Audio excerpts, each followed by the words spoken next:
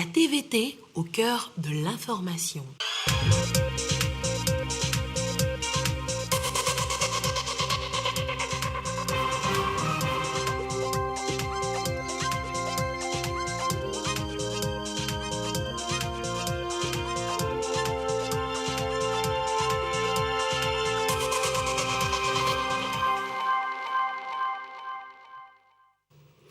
Il est l'heure du journal sur la télévision togolaise. Madame, monsieur, bonsoir et voici les titres de cette édition.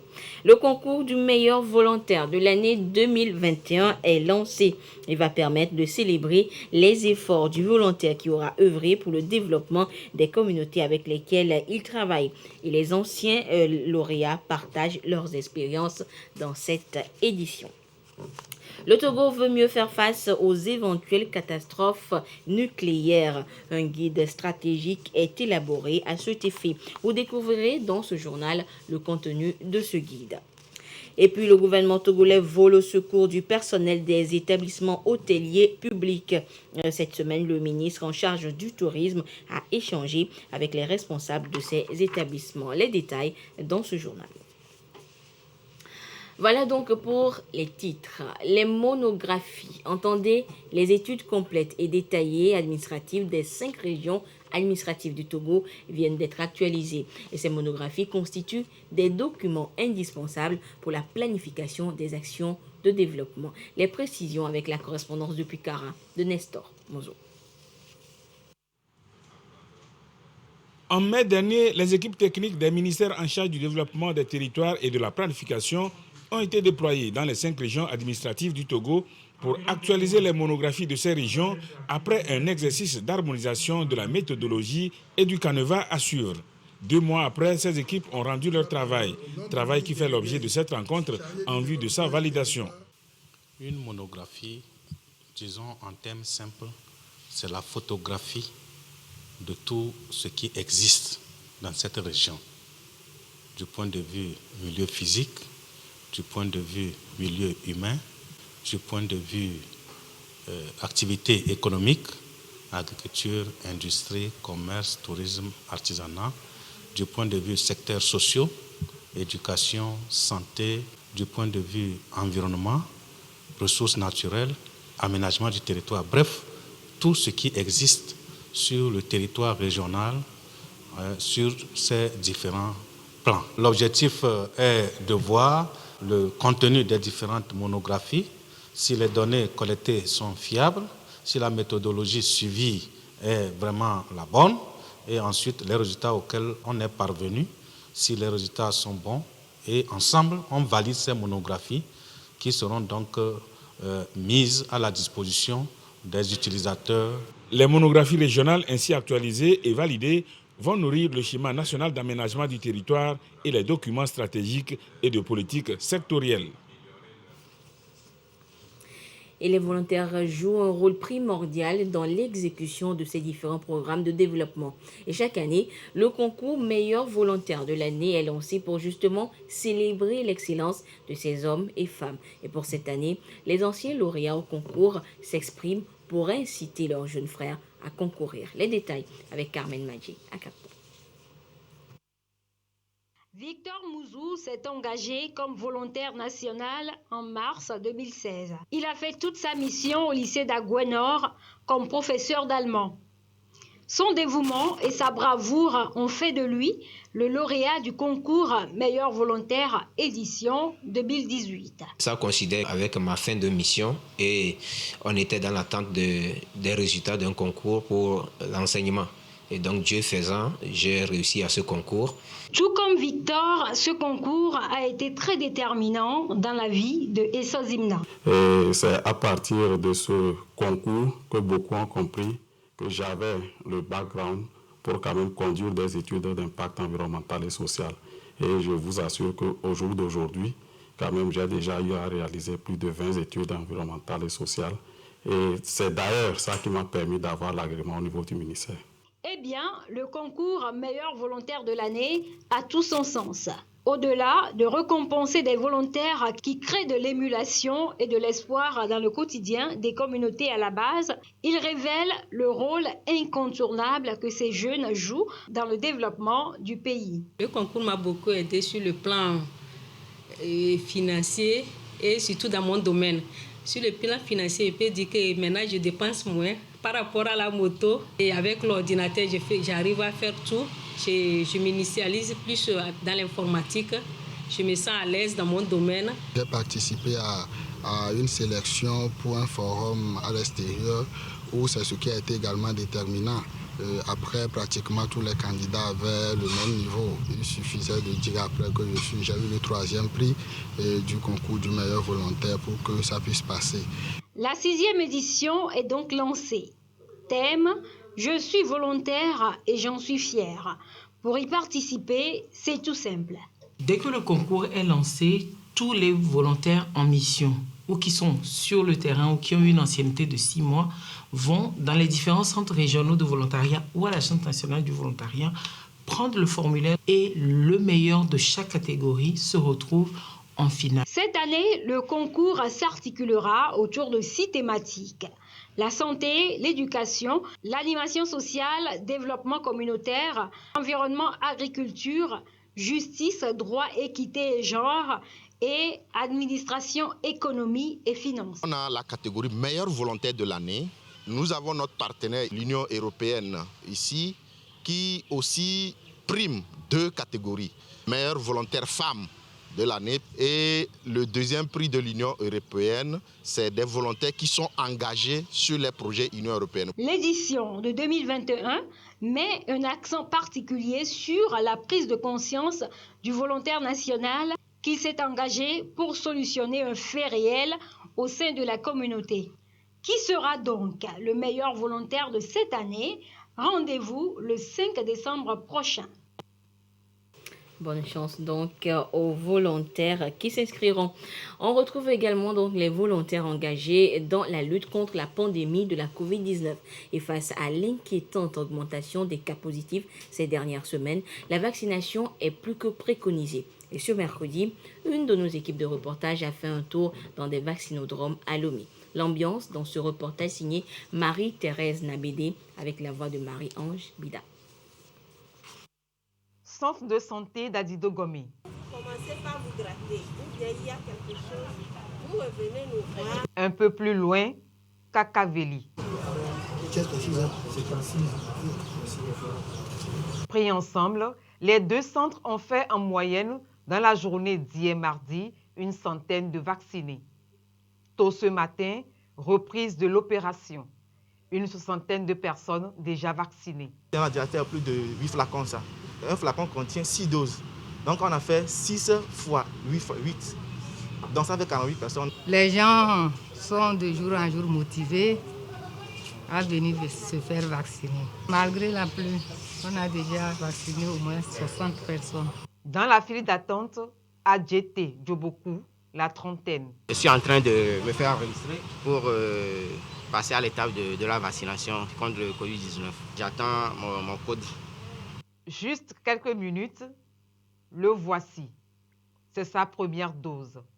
En attente lui aussi, Papa et l'homme. Première dose pour lui également. Je suis venu faire la vaccination. J'invite les familles à venir faire la vaccination pour être en bonne santé. Vu l'ampleur de la maladie, l'heure n'est plus à l'hésitation. Le variant Delta fait déjà parler de lui. Au Togo, la courbe est à la hausse. À chacun de prendre sa responsabilité. Et Marie-Ange Bidal a évoqué la principale cause de cette montée fulgurante du taux de contamination à la Covid est le variant Delta, issu de la mutation du virus à couronne. Que savoir alors du variant et comment s'en protéger? Les réponses dans le dossier qui suit, il est signé Colette Mactimin avec la voix de Gerson Dovo.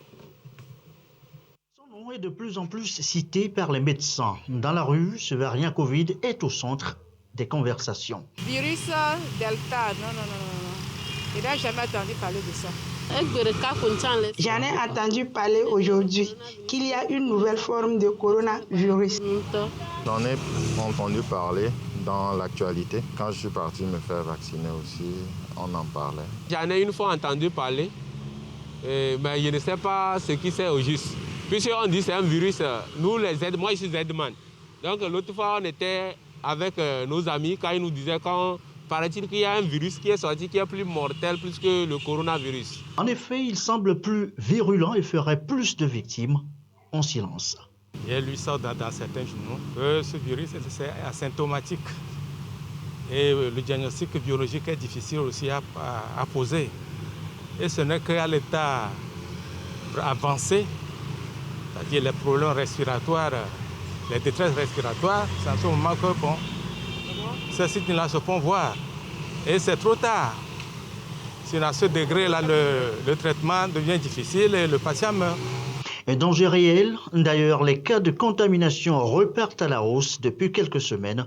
Le nombre de morts aussi. Je me suis fait vacciner et mes proches aussi qui sont éligibles se sont fait vacciner aussi. Et je pense qu'avec ça, je peux mieux me protéger contre ce nouveau variant très dangereux. Possible d'éviter le trop tard de la vie médicale, l'espoir de vaincre cette forme grave de la maladie tient dans le vaccin. Je pense que les effets secondaires ne peuvent pas équivaloir à la maladie même. Donc il vaut mieux se faire vacciner.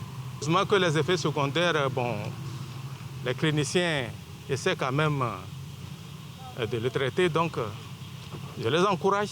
À se faire vacciner, mais sans oublier le port de masque, le lavage régulier des mains et bien sûr la distanciation sociale. Nos vies sont à ce prix. Et à ce jour du mercredi 4 août 2021, la situation de la pandémie au nouveau coronavirus Covid-19 au Togo se présente comme suit. Le nombre de cas confirmés est de 16 232. 179 nouveaux cas enregistrés depuis hier. Le nombre de personnes guéries est de 14 654. 62 nouveaux guéris depuis hier. Le nombre de cas actifs s'élève à 1423 et le nombre de décès est de 155. Un communiqué signé par le ministre en charge de la Santé, professeur Moustapha Mijiawa. Et la situation est quasi générale. Un peu partout sur la planète, on assiste à une nouvelle vague de contamination. Et la Chine n'est pas épargnée. À Pékin, pour trouver une solution à la crise, un durcissement des restrictions pour les déplacements à l'étranger des ressortissants chinois est annoncé. Un cas de Covid a été découvert parmi les habitants d'un de ces immeubles de Pékin. Résultat, tout le complexe résidentiel est en cours de désinfection et bouclé jusqu'à nouvel ordre. Les personnes qui vivent ici vont être soumises à 5 tests en tout, au premier jour, au 4e jour, au 7e jour, au 14e jour et au 21e jour de leur quarantaine. Ici à Nanjing, les habitants en sont à leur 4e série de dépistage. Les écoles, les gymnases et les stades sont réquisitionnés pour mettre en place des centres de tests partout dans la ville. Alors que le nombre de contaminations augmente dans plusieurs provinces, les autorités chinoises prennent des mesures radicales pour contenir le virus. Dépistage massif, confinement, mais aussi durcissement des restrictions pour les déplacements à l'étranger. Les services d'immigration vont arrêter temporairement de délivrer des passeports aux ressortissants chinois. Nous avons strictement limité les mouvements transfrontaliers non urgents et non essentiels du public. Nous renforcerons encore la sensibilisation et les directives. Nous examinerons et nous délivrerons strictement les autorisations d'entrée et de sortie de nos citoyens. Dans les régions touchées par l'épidémie, les autorités ont aussi ordonné la suspension des transports publics et des taxis. Ces dernières 24 heures, la Chine a compté 71 nouveaux cas de Covid. C'est très peu par rapport aux chiffres enregistrés dans d'autres pays, mais déjà beaucoup trop pour Pékin qui pensait avoir éradiqué le virus de son territoire. Autre actualité toujours à l'étranger, mais cette fois-ci sur le continent, au Burkina Faso, des groupes djihadistes profitent de l'absence d'école pour recruter les enfants pauvres. Les Nations Unies appellent à une action rapide pour mettre un terme à ces pratiques. C'est une situation sans précédent que le Burkina Faso veut arrêter au plus vite. Des groupes djihadistes ont recruté des enfants.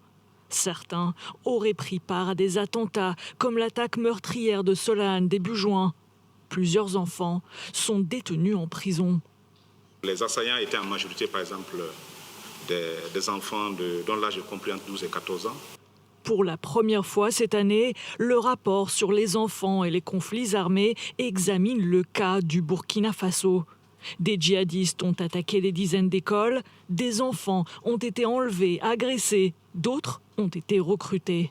Ces enfants n'ont pas accès à une bonne éducation, ces enfants n'ont pas accès à un minimum de décence, à un minimum de santé et à un minimum de dignité humaine. Ils sont pour cela, de ce fait, des cibles et des proies faciles pour les groupes extrémistes. Face à la violence, à la pauvreté et isolés en partie à cause du Covid, les parents se sentent souvent impuissants. En tant que parents, nous avons peur. Les enfants sont des proies plus faciles pour les djihadistes parce qu'ils ne sont pas assez conscients des enjeux d'une telle décision. J'ai peur que mon enfant, mon frère ou un autre proche rejoignent les djihadistes. Des ONG et l'ONU appellent à des actions rapides, aider les familles, rouvrir des écoles. En ce qui concerne les enfants soupçonnés dans des attaques, il faut leur apporter une aide psychologique pour les sauver et freiner la violence. Retour en page nationale, je vous le disais en titre, le Togo veut être prêt à faire face à tout risque de menace d'origine nucléaire. Et pour cela, le pays élabore un plan d'action. Son contenu avec Marie-Ange Bida. Un virus s'échappe d'un laboratoire, déclenche une pandémie mondiale. Des citernes de produits chimiques renversés en pleine circulation. Les risques et menaces nucléaires, radiologiques, biologiques et chimiques se vivent au quotidien par les populations. Le Togo ménage sa monture et veut parer à toute éventualité. Un plan d'action de gestion de ces risques voit le jour en 2015. Aujourd'hui, c'est sa phase finale. On va constituer 3 groupes. Un groupe chimique, un groupe biologique, un groupe radiologique et nucléaire. Dans chaque groupe, chaque chef de file du groupe va devoir déterminer quelles sont les actions à mettre en œuvre au Togo pour lutter contre les menaces nucléaires, radiologiques, biologiques et chimiques, et aussi comment minimiser, réduire les risques liés à l'activité industrielle qui pourraient avoir des conséquences néfastes sur la population et sur l'environnement. En 2013, le Togo adhère à l'initiative de l'Union européenne pour la réduction des risques et menaces NRBC. Le défi sécuritaire est donc une affaire de tous les États, relève le ministère de l'Environnement. La sécurité des installations et des populations avant tout. Le Togo, en préparant son plan d'action, va pouvoir identifier les domaines prioritaires dans lesquels le gouvernement va agir. Ce qui permet de prendre des mesures et de les échéancier et de les chiffrer afin de voir si au niveau national, on peut mettre à disposition des ressources, tant techniques et financières, ou carrément rechercher des bailleurs de fonds pour pouvoir aider à financer, à pouvoir mettre en œuvre ces mesures. Cette rencontre de Lomé est financée par l'Union européenne sur 3 jours. À terme, le document final sera validé et soumis après au gouvernement. Les Échos de la Cour d'appel à présent ce mercredi était jugé une affaire de pédophilie. Cet après-midi, Sior Kofi Nyamedo, âgé de 35 ans, aurait eu un acte sexuel forcé avec un mineur de 13 ans. Et l'affaire remonte à 2015. Devant la Cour, il a plaidé coupable et s'excuse pour son acte. Jugé donc, il va écoper de 6 ans de prison. Nous reviendrons donc en détail sur ce procès dans nos prochaines éditions. Et je vous le disais également en titre, le gouvernement togolais veut améliorer les conditions de vie et de travail du personnel des établissements hôteliers publics. Et hier, le ministre en charge du tourisme en a justement discuté avec les responsables en charge de ces établissements, de ces hôtels. Le compte rendu avec Edwige Aktakba-Bassabi avec la voix de Marie-Ange Bida. Les responsables des structures hôtelières de l'État à la rencontre du ministre en charge de la culture et du tourisme. Au menu, l'amélioration des conditions de travail des employés de ces hôtels, des mesures relatives au paiement des salaires et aux dispositions incitatives à ces fonctions prises par le gouvernement étaient au centre des échanges. En début du mois de juillet, le ministère a pris une décision très courageuse et cette décision a prévu l'amélioration des conditions de vie du travail des agents du personnel de l'État. Donc, et il a voulu vérifier le suivi de la décision. Et à la fin du mois de juillet, les agents ont été payés conformément à la décision prise. Tout le personnel des hôtels d'État sont très contents, très satisfaits, ils sont très motivés. Il a fait signer le contrat avec les directeurs de ces hôtels. C'est un contrat d'objectif sur 6 mois. Et ce contrat les motive davantage pour atteindre les objectifs fixés par le ministère. Des logos ont été proposés pour rendre plus visible l'image de leur structure. L'idée est de rendre plus attrayants ces hôtels publics.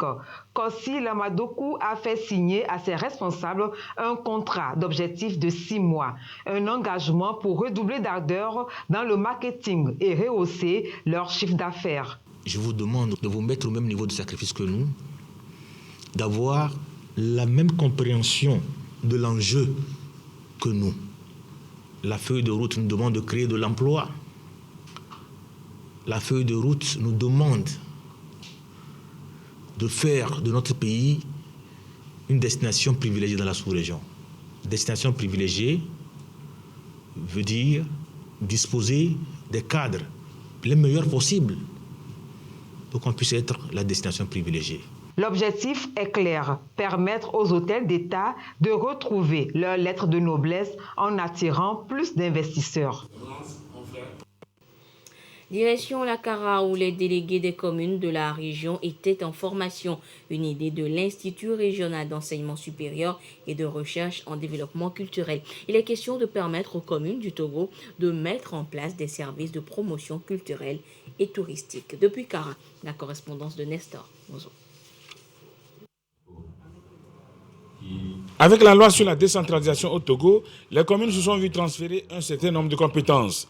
Si l'on se situe sur le plan culturel et touristique, ces communes ont la charge de la promotion et la sauvegarde du patrimoine culturel national à caractère local, de l'édification des centres culturels, de la mise en place et l'équipement des bibliothèques de lecture publique, de l'organisation même des activités et manifestations culturelles. 2 ans après le début du fonctionnement des nouvelles communes, il s'est avéré que la plupart de celles-ci n'ont pas de ressources humaines pour assumer convenablement cette charge. C'est ce qui a amené l'Institut régional d'enseignement supérieur et de recherche en développement, IRES-RDEC, à concevoir avec l'appui du ministère de la Culture et du Tourisme et de l'UNESCO le projet de renforcement des capacités des communes du Togo à la mise en place des services de promotion culturelle et touristique. L'une des composantes de ce projet consiste à former les délégués des communes. Ceux qui sont outillés ici sont issus des communes de la région de la Kara. Il s'agit de faire une revue des politiques, des conventions culturelles ratifiées par le Togo sur les rôles des communautés.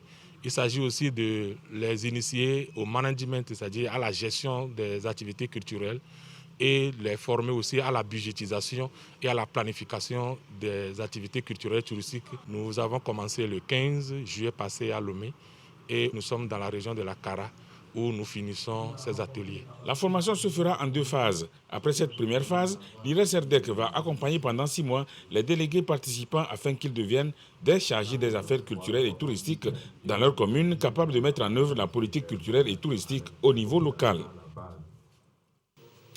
La promotion du leadership féminin débute très tôt et l'association Club des femmes des Savanes l'a compris et forme déjà les futures femmes leaders. Elles forment des jeunes filles, donc des jeunes filles cibles des différents établissements scolaires de la localité. Sur place, la correspondance de Gérard Lagodou. Filles à femmes leaders. C'est la marque que le Club des femmes des Savanes pour la promotion de la culture entend imprimer en ces jeunes scolaires. Finalité, faire de ces 30 jeunes filles des femmes leaders de demain capables d'impacter leurs communautés respectives. Nous pensons les accompagner durant 3 ou 4 ans pour avoir une émergence de jeunes filles leaders dans la région des Savanes. Nous avons remarqué que tous les efforts qui se font, on ne sent pas une évolution en tant que telle. Donc, ces jeunes filles seront accompagnées dans un système de mentorat.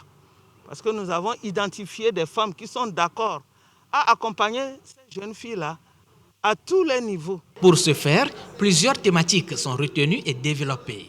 L'équité genre, la socialisation, les violences basées sur le genre, la rhétorique ou encore l'art de parler et séduire le public, la confiance en soi et bien d'autres volets relatifs à cette vision.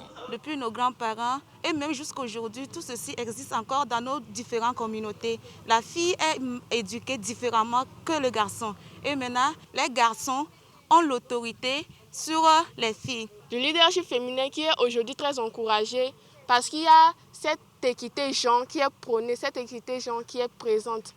Et du leadership des jeunes, car comme on le dit souvent, le jeune, c'est l'avenir de demain. Des travaux théoriques et pratiques ont meublé la rencontre durant 3 jours. Les organisateurs sont allés au-delà de leurs attentes et selon eux, le terrain se balise déjà en faveur de la femme. C'est un privilège pour moi d'être un garçon parmi ce nombre de filles et ainsi nous pourrons apprendre parce qu'il y a l'approche genre qui permettra aux garçons et aux filles d'être au même diapason. Donc cela va me permettre aussi d'aller de l'avant. Nous avons impliqué les garçons juste parce que pour qu'il y ait changement, il faut que ce soit les deux sexes. Les filles seules ne peuvent rien. Donc ces garçons-là vont accompagner les filles. Ces participants vont également animer des émissions radiophoniques pour inviter les communautés à un changement de comportement pour la réussite de ce projet très ambitieux pour le développement du pays.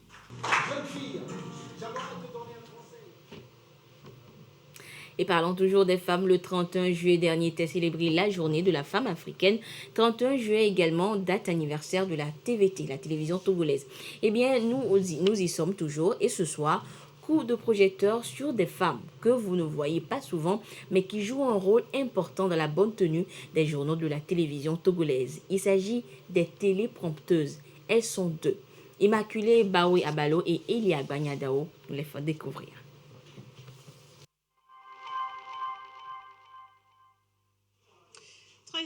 Merci de nous rejoindre tout de suite.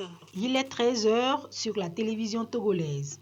Au plateau, la présentatrice donne ses premières informations, comme on peut bien le voir ici à l'écran. Sur le téléprompteur, le test défile, mais pas tout seul. À la manette, bien cachée derrière son ordinateur, une main agile, une secrétaire concentrée. Au studio, je deviens prompteuse, c'est-à-dire je conduis le journal. C'est un point stratégie ici. Dès le début du journal, tu dois être concentré, ne pas distraire le présentateur. Et ce qui est important, tu dois connaître le rythme de tout un chacun, de tout présentateur. À chaque édition, c'est la routine. Mais sans la téléprompteuse, le journal n'est pas pareil. Rien qu'à la voir à la manette, rassure le présentateur ou la présentatrice du JT. Il faut dire ici que les secrétaires prompteuses sont pour nous de véritables complices. Leur présence à nos côtés nous rassure lors de la présentation de nos éditions. Et quand elles ne sont pas là, vous sentez tout de suite la différence. Pour elles aussi, la journée commence le matin. Vers 8 h, on attend le conducteur, on saisit le conducteur, après on remet ça au présentateur, il vérifie. Et les chefs d'édition aussi regardent s'il y a erreur, ils corrigent. Après, les chefs réordonnent ça et on ressaisit. Après, on distribue ça. On va à la régie, montage, et chez les chefs, CFI, archivage. Et on attend midi pour venir au studio pour saisir le journal. Au JT de la télévision togolaise, elles sont 2 dames à se relayer au téléprompteur. Pas de week-end ni de jours fériés. Un travail de fourmi pour rendre plus à l'aise au plateau le présentateur ou la présentatrice. Elles sont un maillon essentiel dans la chaîne. Et vous connaissez désormais le secret derrière l'incroyable pouvoir de mémorisation des présentateurs de la TVT. Et voilà, ainsi se referme cette édition. Merci de votre fidélité à la télévision togolaise. Excellence de nos programmes. Au revoir.